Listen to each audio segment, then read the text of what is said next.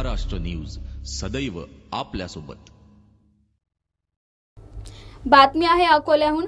अकोला तालुक्यातील पांगरी येथे असणाऱ्या आश्रम शाळेत एका मुलीच्या विनयभंगाची घटना समोर आली आहे। गोरगरीब आदिवासी मुलांना शाळा शिकता यासाठी प्रयत्न करत असताना दुसरीकडे मात्र असे प्रकार घडत असल्याने आदिवासी बांधव चिंतेत आहे।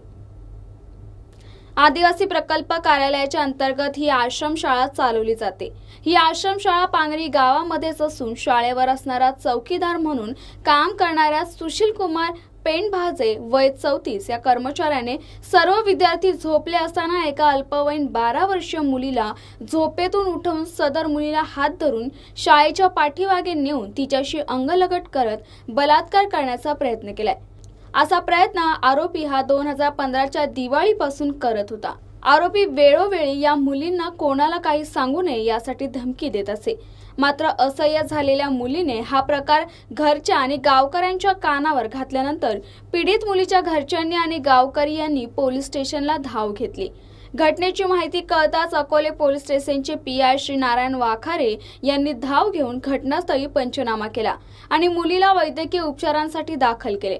अतिरिक्त पोलीस अधीक्षक देवरे यांनी घटनास्थळाला भेट देऊन पोलीस तपासाच्या सूचना दिल्या। सदर घटनेचा गुन्हा दाखल केला आहे। त्यामुळे शासनाने शासकीय आश्रमशाळेकडे लक्ष देण्याची गरज आहे। अशा घटना घडू नये यासाठी शासनाने कडक पावले उचलण्याची गरज आहे। अकोल्याहून सुनील भोंगळकरचा महाराष्ट्र न्यूज।